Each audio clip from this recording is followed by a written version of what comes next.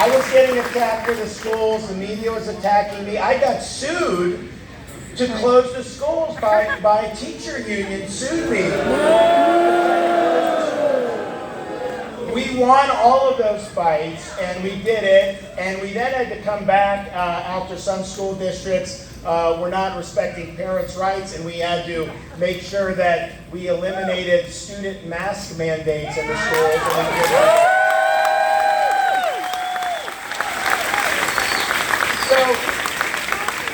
So you see the results now, and you see how bad some of the other states did as a result. And I'm also proud that we've been able to stand up to protect your individual choices. You know, there were a lot of people in 2021 after the advent of mRNA shots saying that they wanted you to have to show shot records to be able to participate in society. They're called vaccine passports. And just think about, I mean, you want to go to a ball game, you got to show your shot record. You want to go to a restaurant, you got to show. That's what they wanted. And we saw that as something that would probably have taken hold across this entire country and really plunged us into being a biomedical security state. We saw this early on in Florida, and we said we are going to stop that from happening, not just in our state, but in our country.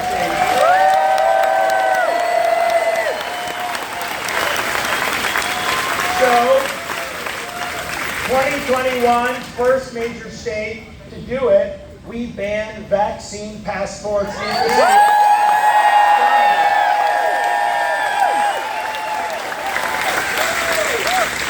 And think about, so 2021 also, we did that, you know, we were open.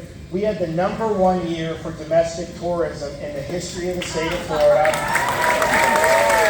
We had 45% of all foreign tourism to the United States was to the state of Florida. That's a record. But think about it. You're going to spend your hard-earned money to go visit somewhere. Are you going to go to a place like San Francisco? So you want to take your family to dinner, and you're walking, you got to dodge the feces that's in the sidewalk. You may have homeless roaming the street. You may have someone trying to mug you. Then you get to the restaurant, and they say, I need to see your papers. And you're like, what? And they won't let you in the restaurant unless you show your shot records. Of course people don't want to do that. They don't want to be treated that way. They knew, and the reason why we led the way on tourism, they knew you go to Florida to be free. Amen!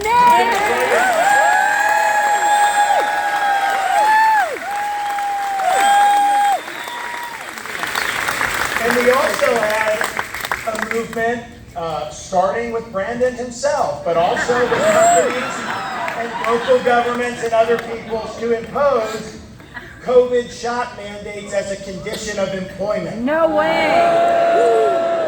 They wanted to take, you know, in 2020, a nurse or a cop or a firefighter, EMT, they were held out as heroes for working during COVID. They can't zoom in for their jobs. They got to be there. Many of them had COVID already, and yet they were then being told a year later, if you don't take this jab, you are fired from your job. Yeah. And that's totally wrong. So we understood that that was not right. It wasn't just. So we called a special session of the Florida legislature, and we had them pass protections for all Floridians, so that nobody has to choose between a job they need and a job they don't want. You're freedom to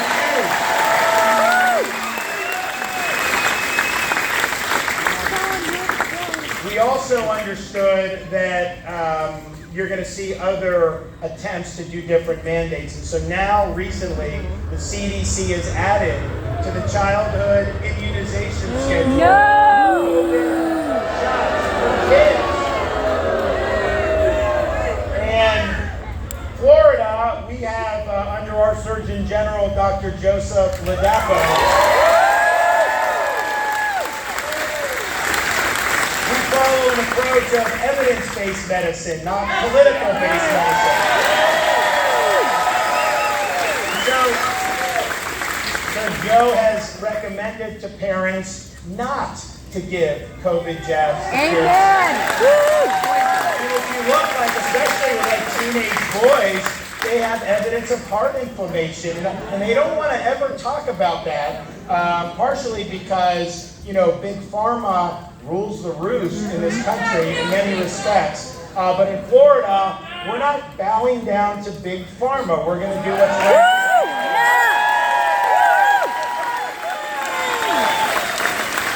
So that's the recommendation here.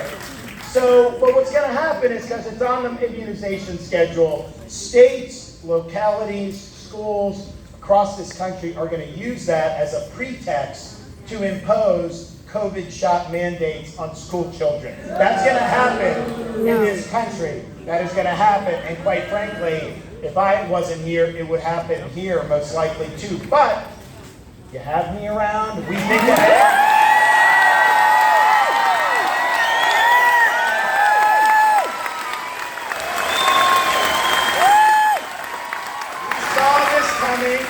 We planned ahead, and so last year I signed legislation prohibiting COVID shot mandates for school children. We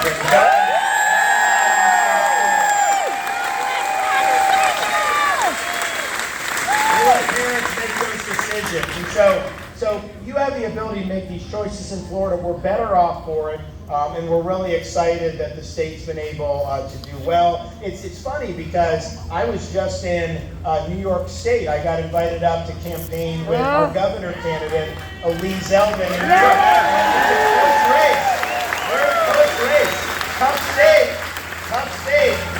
A lot of Democrats, a lot of liberals. A lot of the Republicans have moved out of New York over the years. How many of you have moved from New York to Florida? We got some. Okay. How many of you have moved to Florida within the last 4 years? How many of you still would have moved to Florida if the other guy had been elected governor 4 years ago? Honestly, it would have made a difference. Some of you may have left Florida if that happened. So you see kind of that, but so I'm up there, and I made the point that these other races in these other states, governor, even mayor's races, affects Florida more than any other state. I mean, think about it. We have a governor's race in Georgia, and you have our governor is running, and I think he's going to win, no problem, but he's running against this candidate, Stacey Abrams. And Crazy. this is just the truth. Because I've talked to people in Georgia, and I know a lot of folks there, and she's not going to win, our governor's going to win, but if by some chance she got elected governor of Georgia, it would absolutely spark an exodus of people from Georgia to move to Florida. Yep. It would happen. For sure. You would see it, 100%. And so these elections have consequences. And so you're up in New York, and the fact of the matter is, they're losing wealth and population at levels they've never seen before. It's not all coming to Florida. It's going all of they're pushing people out. And the difference is they have poor leadership and poor management. In Florida, we have millions of more people than New York does now, and yet our budget is less than half the size of New York State.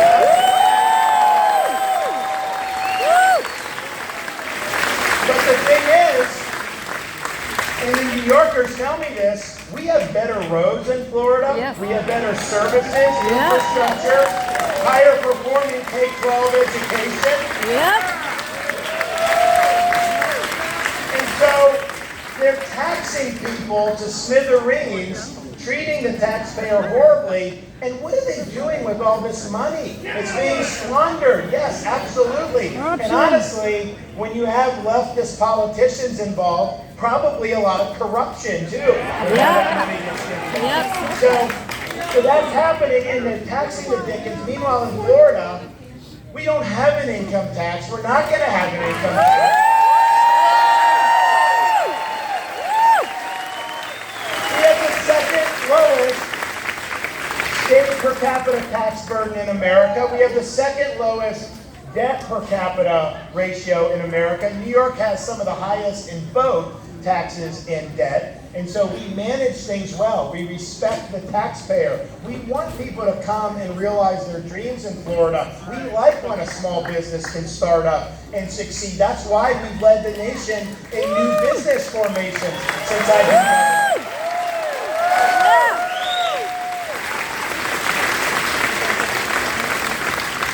So they're doing that. And oh, by the way, our budget last fiscal year ended $102 billion, but we had a $22 billion surplus, largest in Florida history.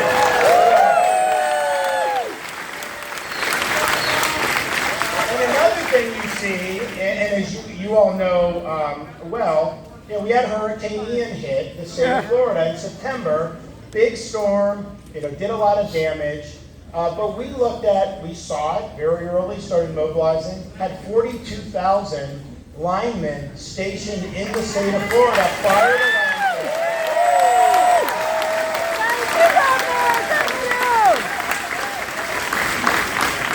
And we supported all the utilities to, as soon as that storm, clear the roads, get those trucks in, and get that power back on. It was millions of people that lost power, and they were able to restore millions, the fastest that's ever been done after a major hurricane throughout the state. Had a lot of search and rescue assets staged. We had the urban search and rescue teams, National Guard. We had Florida Fish and Wildlife. We worked with the Coast Guard, local law enforcement. Thousands of rescues. As soon as that storm went by, people were brought to safety, and they did a great job there. But you had this issue where in Lee County, the storm knocked out a bridge to Pine Island and knocked out in 3 places the Sanibel Causeway. And so the folks were being told it's going to be 6 months to a year before we have a solution here. And so that was something that, that's not going to work for these folks because those islands would just die. We were helicoptering, search and rescuing immediately. We did helicopter in other people to help and boat in, and you can do that, but not at the scale you need to stabilize and run the islands. And so they came to me and said, can you help us? These are not state roads or bridges. We don't have control. They say, we'll die if we don't do this. It'll wither on the vine, the islands will die. And I was like, yeah, we'll help, because, we can't wait 6 months. And so I said, all right, what can we do? I told my guys at the Department of Transportation, I don't want to hear I can't. I want to hear we can. I want to get and let's get something done. So we took over the mission, and I didn't ask the federal government, I've got a surplus. I'll pay for it. That's fine. Don't worry about it. We're going to help folks. So accepted the mission. We're hopeful that obviously we could get people back in relatively short order, and then restored access in 3 days. Now,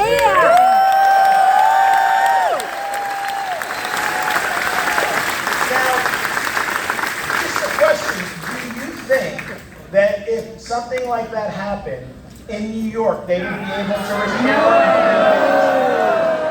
If any of you said yes, please talk to me after this rally, because I have oceanfront property.